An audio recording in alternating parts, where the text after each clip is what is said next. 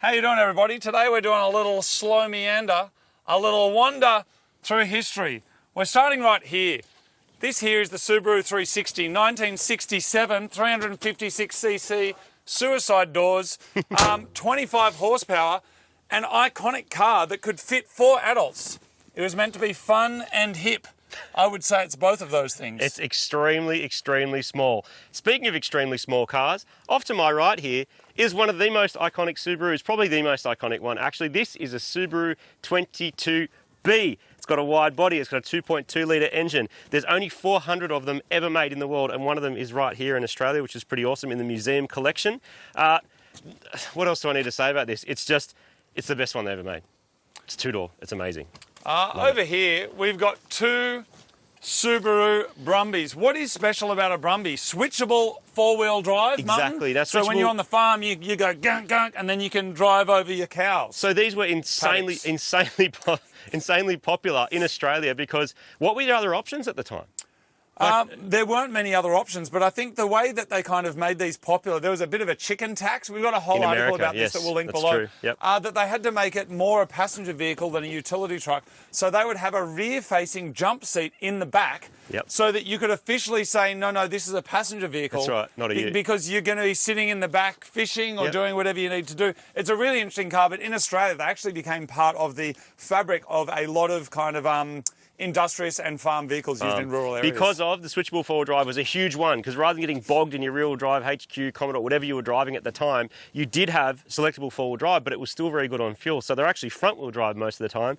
Pull the lever, actual locked, proper 4-wheel drive system. So getting out of your muddy bog holes in your farm, rescuing your cows or your goats or whatever it was, these are insanely popular. It was actually Subaru America who requested that they would get made. Martin, now, tell me about this. So what are we looking at here exactly? A Subaru Leon? This is a Leone. A Leone. Otherwise known as I think they call these like an L series. So these were actually between Brumbies and the more common Subaru Imprezas, WXs and Liberties that we know so well. This was the sort of in-between time. They look similar. They're actually different cars. So Brumby and L series stuff doesn't actually bolt together, even though they have similar styling cues. They were quite nice to drive. For the time, they were quiet and comfortable and enough power, but they're in that same sort of era as like the Pintaras and the other odd 80s wedgie cars of the time.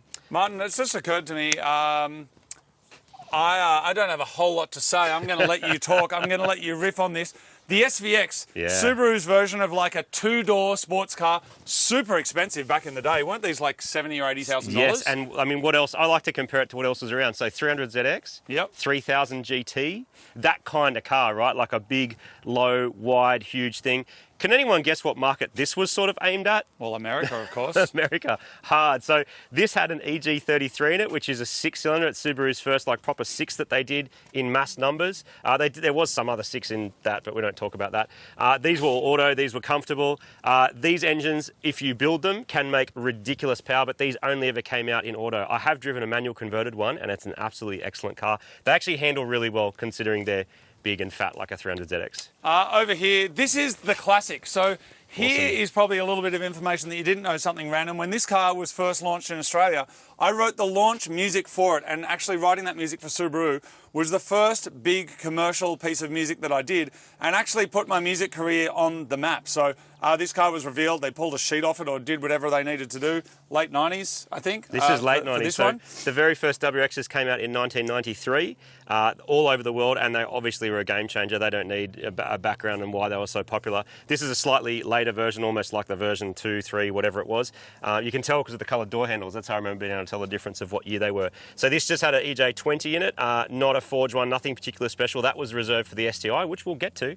But these are extremely popular, well priced. And this one's, you even see photos of these with like police signage on them. Yeah, because for a time, Yep. people were getting away from the cops in WXs, so the cops went, well, give us some WXs. We're just going to take WXs as well. They had them as promo cars and whatever else, but these have remained popular. It's a GC8 is the name of the chassis, but that stuff fits just about every other Subaru, which is what a lot of people ended up doing. What's interesting about this shape is a lot of people are inspired by the cars they like, and the cars they ended up loving is what they play in computer games. And Colin McRae Rally on PlayStation this was a car that you Yep. could actually use Yep. in this car, or a version of this which people absolutely This love. one, I'm going to talk about it. This is very close to my heart. This is a Generation 2 Subaru Liberty. And actually, my first proper car, I had some Geminis. Is it which an are Outback nuggets. Liberty, or an Outback's a Liberty that's jacked This up? is an Outback, so it's a jacked up version. But the generation of this, they were like 1994 to 1998 approximately, the second generation. Now, the one before that's the RS Turbos that I've also owned, which was very popular. That was my dream car at the time. Couldn't afford them. They were out of reach. They were over $20,000. But these were about half the price. And it was on my first cars. I spent so much time driving in them. I went to a million gigs and did a million jobs and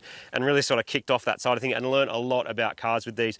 These, even though they're not particularly fast, they handle really nice. They're really comfortable. There's heaps of space in them. They're just really modern. And it's particularly compared to what else you could buy, which might have been like a VP Commodore wagon at the time, which were kind of a bit nuggety. This was a really, really nice car. And a lot of the parts from the WRXs fit straight into that. Now, back in the day, Martin, when I had my 180SX, this here was the kind of car that actually used to scare me when I was doing track days and spirited drives and stuff like that, because the all-wheel drive on them, people would put sticky tyres on these and just send them, and they would just go to town. Absolutely. And I remember in Parramatta one night, I'd done a Church Street run, and I remember seeing one of these going so fast down Church Street and hanging a 90-degree left, and I was like, surely he's not going to make it. I remember it so strongly in my head.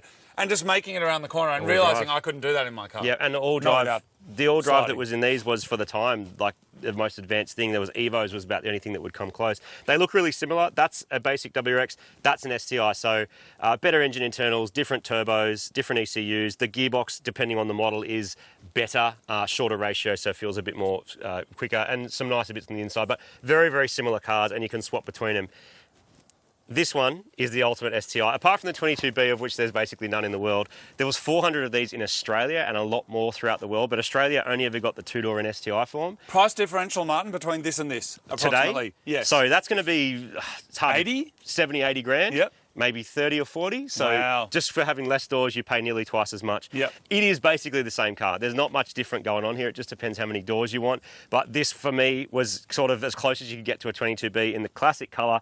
That's why I own one. That's why I absolutely love it, and will probably have it forever. Martin, You know a bit about these. the Forester. So Foresters basically came out because they went, hey, let's get a family car, SUV style, jack it up. It's based on the Impreza platform. What's the Impreza platform called? Is there some special code for it? No, it was just a GC8, but it was basically same. And they went like, let's jack it up and make them functional. Around that time, there was all sorts of really cool marketing done around these cars, which is about how fast you could go. So I think it was someone in a sports car and there's someone in a Forester next to it. It's like you just got chopped by a family of 5 and their dog, was like their marketing thing for these.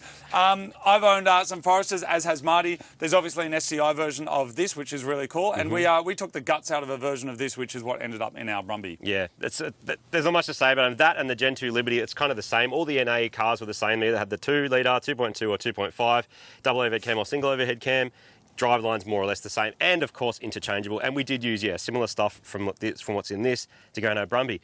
Interestingly, this one, which I think is a 2006, it's known as a blob eye. These blob eyes and hawk eyes. Don't they call them peanut? Oh, yeah, maybe it's a peanut. Anyway, I don't really know. We're about to find out in the comments. We're about to find out. Anyway, this, interestingly, so I was speaking to Subaru Australia's one of their head techs, and he actually is the guy that sort of specs the cars and says, this is what will go well in the market. He's been there for a long time. He reckons this is the best one.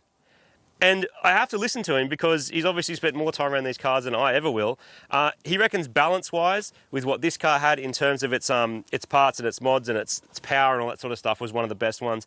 I remember seeing these when they came out and thinking, oh, this is cool. It's an interesting collection of stuff that they've done. This is where things started to change a little bit in terms of the gearboxes. From memory, yeah, that's still a 5-speed, and then after this, the STI ones, you went to 6-speed, and that's where stuff started going a bit crazy. But this era is very, very popular, sort of 04, 5, 6, 7, around that time. For WRX owners, they absolutely love them. I used to own one of these, of course, so this WRX 2018, 2017 onwards, I think, for these ones. VA, I think, is the code, For these, 6-speed, STI, really fast, capable on the track. You got the bias as well. Marty, you'll know technically more about how to do that. Yep. Just a really good car that does everything. And you see them all over the place. You see them, yes, they're being driven just by your everyday people, but you're also seeing versions like this that are running cages, bucket seats, and being used, time attack used for all sorts of different things.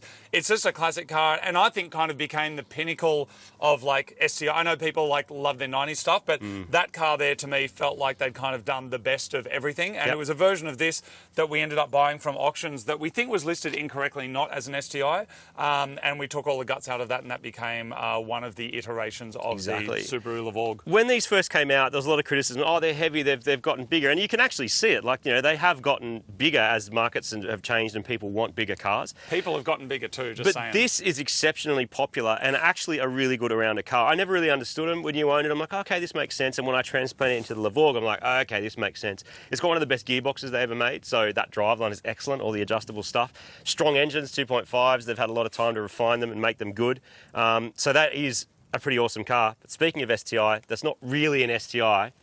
This is also a favourite. If this looks a little bit like Supergrams, that's because it kind of is. Was this not a special edition that only Australia got? Was it like a tune by STI, right? The same guy I was talking to about this WRX spec'd this car out from all the parts bin of stuff that Subaru had available. He said, we want Brembos, we want these forged wheels, we want the black interior, the black on black, we want the sunroof, we want all the gear. And these are exceptionally popular as well. Really nice all-round cars.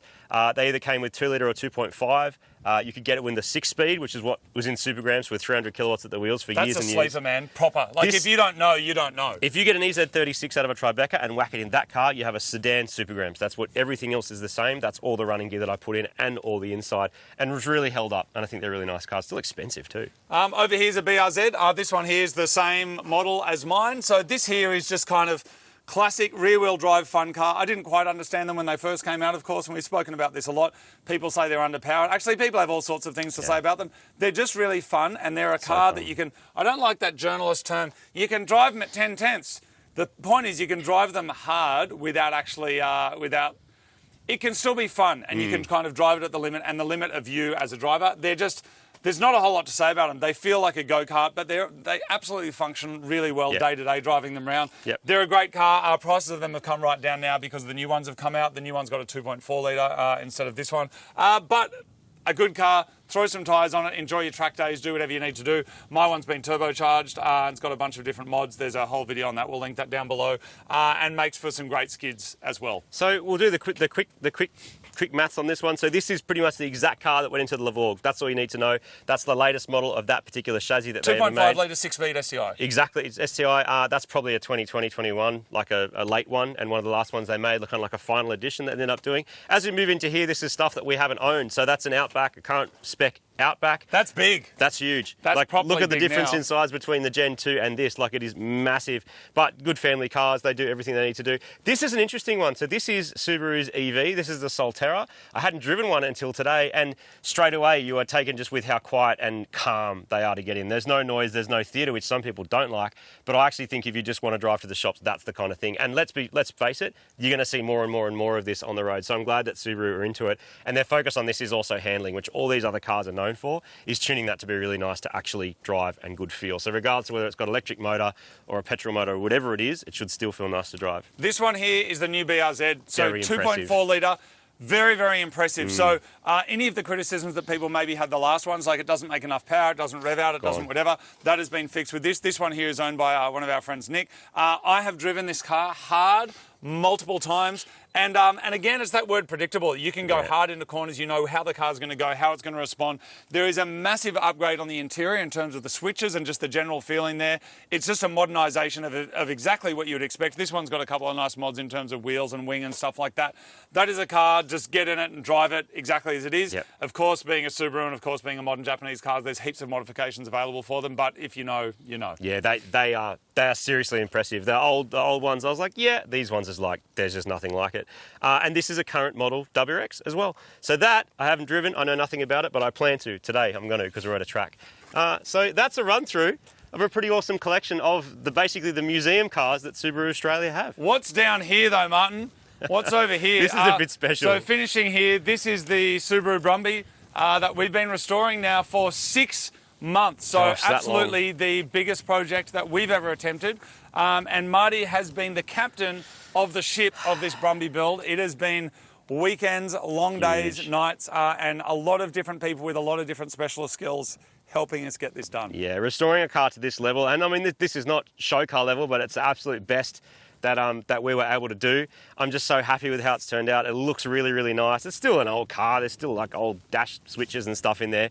But I just think It just has this really nice presence. I'm really happy with the colour. So that's like an autumn green. That's actually a current colour that you would see on an Outback, like the one back there, which I think works really well with the satin black. So we've used satin powder coating, satin and a combination of the same black in homage to the Subaru Levorg is all through the accents. It's got 2022 BRZ seats on the inside, a full Raptor coat on the tray, and it's ready to go. It's basically will drive as nice as a Subaru Forester with a fully refreshed engine and refreshed drivetrain, and it's ready to go.